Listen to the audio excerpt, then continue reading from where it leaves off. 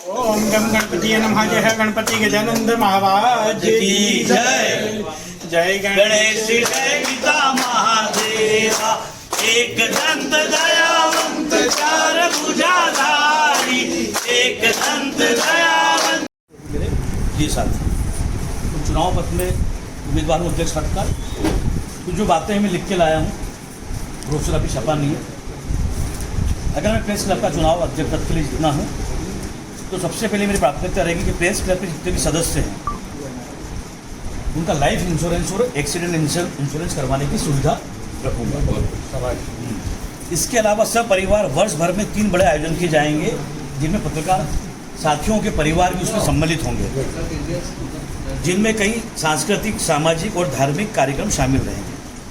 हर महीने एक अनिवार्य आयोजन किया जाएगा जिसमें कार्यशाला, परिचर्चा, सम्मान समारोह रहेगा। इसके अलावा सदस्यों के लिए धार्मिक यात्राएं भी रहेंगी, मनोरंजक यात्राएं भी रहेगी।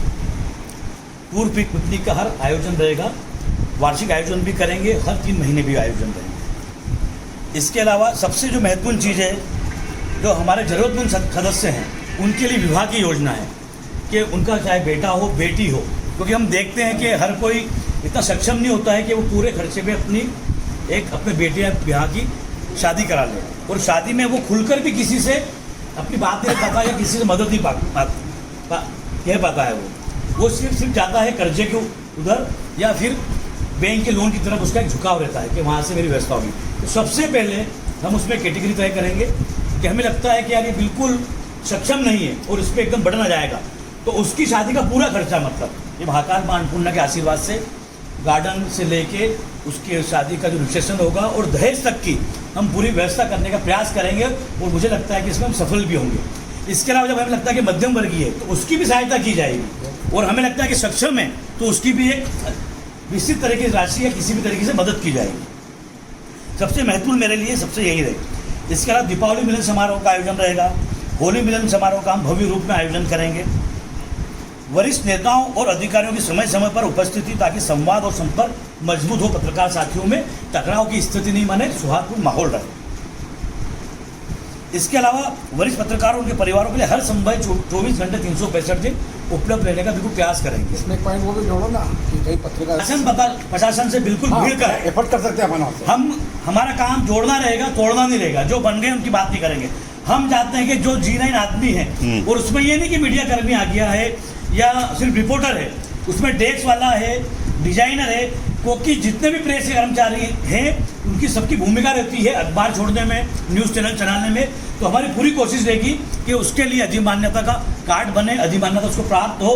साथ ही पत्रकार प्रोटेक्शन एक्ट लागू करने के लिए पुरजोर तरीके से, पूरी ताकत से, जिस तरीके से वकीलों और डॉक्टर को मिली है, तो क्योंकि सबसे ज़्यादा आज हम बात करें असुरक्षा की भाव तो पत्रकारों में ही है कि जिस तरीके से हालात बने हुए हैं, क्योंकि पत्रकार अपनी जान जोखिम पर लेके खबर लिखता है। पत्रकार के पास कलम होती है, पुलिस वाले के पास तो रिवॉल्वर होती है उसकी सुरक्षा के लिए। तो हम एक प्रोटेक्शन लाएंगे कि उसकी सुरक्षा का किसी इंतजाम हो। इसके अलावा सबसे महत्वपूर्ण चीज़ है कि पत्रकार साथी जो हैं उनके जो परिवार है, उनका बच्चों के लिए हम उनकी योग्यता अनुसार उनके रोजगार के अंदर उनकी नौकरी कैसे लगे अच्छी जगह, उसका हम पूरा प्रयास करेंगे कि ताकि उसको अलग अलग जगह भटकना नहीं पड़े, प्रयास नहीं करना पड़े। क्योंकि पत्रकार एक समाज में सक्षम होता है कि हम अगर 4 लोग या 5 लोग कोई प्रतिनिधिमंडल जाएगा, किसी फैक्ट्री में जाएगा, किसी कंपनी में जाएगा, सरकारी नौकरी में जाएगा, नगर निगम जाएगा, तो उसको आराम से वहाँ पर रोजगार मिल जाएगा। इसका हम पूरी तरीके से प्रयास करेंगे, ये हमारे लिए महत्वपूर्ण योजना है। इसके अलावा हर 3 महीने में निःशुल्क हेल्थ चेकअप होगा। समय समय पर योग और ध्यान शिविर भी आयोजित किए जाएंगे। पत्रकार साथियों के लिए आपात निधि की व्यवस्था 24 घंटे 365 दिन ये उपलब्ध कराई जाएगी। इसके अलावा आप मुझसे खुलकर अपने सवाल जवाब बिल्कुल रखें, बिल्कुल किसी के मन में भी हो, बिल्कुल खुलकर कि हम आपको क्यों चुने, क्या कारण है, आप अपने सवाल जरूर रखें।